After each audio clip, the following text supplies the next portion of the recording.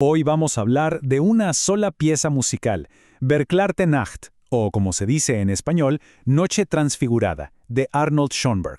¿Y por qué esta pieza? Bueno, porque es mucho más que solo música. Es de hecho la solución a uno de los conflictos artísticos más grandes de su época.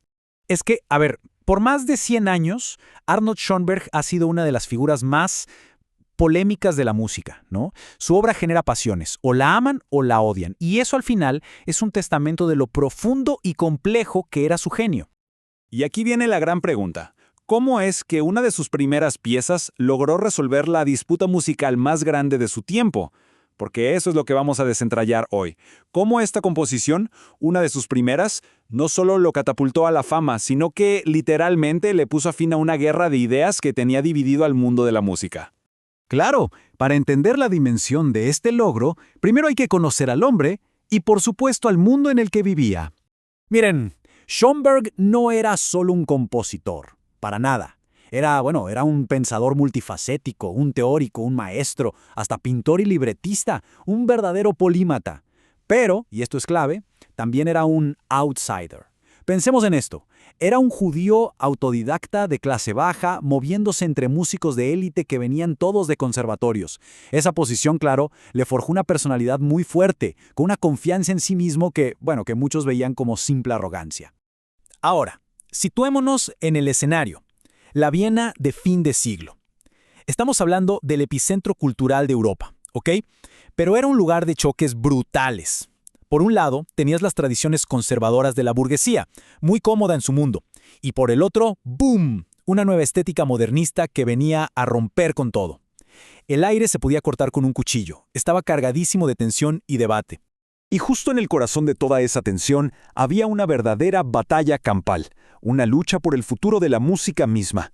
La pelea básicamente era entre dos equipos, dos gigantes, el equipo Brahms y el equipo Wagner.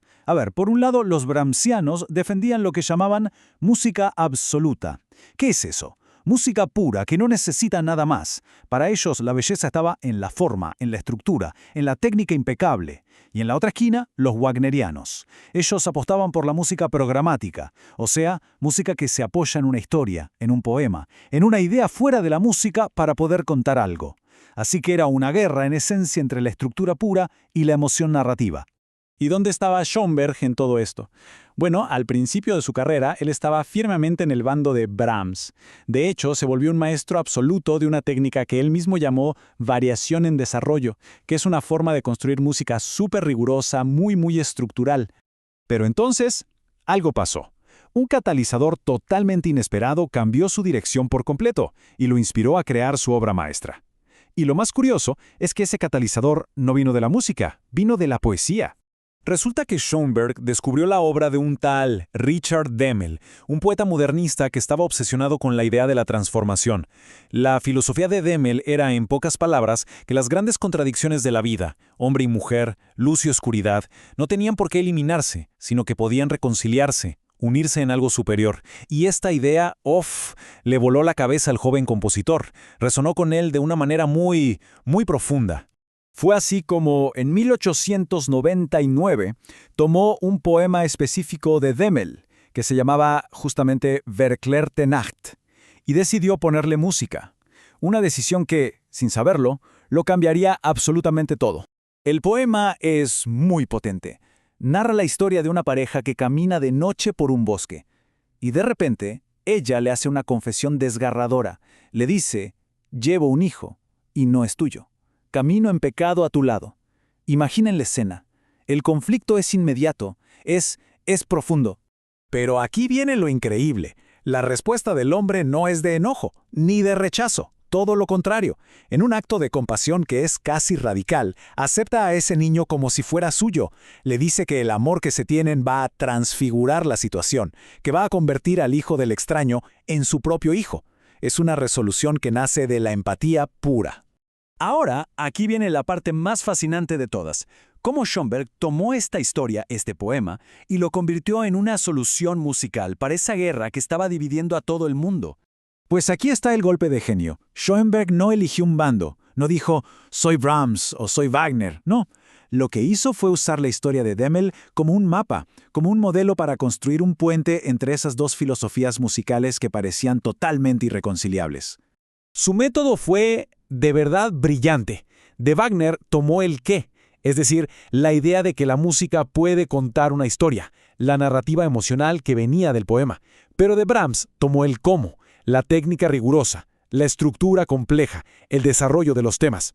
Básicamente unió la narrativa de uno con la estructura del otro. El corazón de Wagner con el cerebro de Brahms, si lo queremos ver así. Y no es una interpretación nuestra, ¿eh? El propio Schoenberg se lo admitió años más tarde en una carta al mismo poeta. Le dijo que sus poemas habían tenido una influencia decisiva en su desarrollo. Reconoció que esa filosofía de reconciliar opuestos fue la clave que le permitió encontrar un nuevo tono, no solo para su música, sino para su propia voz como artista. Entonces, ¿cuál fue el resultado de esta gran síntesis? Pues no fue solo una pieza de música hermosa, fue un verdadero hito que cambió el rumbo de la música para siempre. Y este es el punto clave que hay que entender. Schoenberg no se limitó a resolver un debate. Es que, al hacerlo, inventó algo que no existía, algo radicalmente nuevo. Creó un género que literalmente no existía, el poema sinfónico de cámara. Pensemos un segundo en lo que esto significa. Tomó la escala épica, la narrativa gigante de una orquesta sinfónica wagneriana y la metió en la intimidad de un pequeño grupo de cámara, un sexteto de cuerdas, que era el terreno de Brahms. Nadie, absolutamente nadie, había hecho eso antes. De la misma forma que el hombre del poema transfigura una situación de pecado y la convierte en un acto de amor, Schoenberg transfiguró el conflicto musical de su tiempo en una nueva forma de unidad. Demostró que la verdadera resolución no llega cuando un bando derrota al otro, sino a través de una síntesis, una que es a la vez compasiva y profundamente creativa. Al final, la historia de Berkeley Art and Act nos deja con una pregunta muy poderosa, ¿no? ¿Puede el arte reconciliar lo que parece irreconciliable?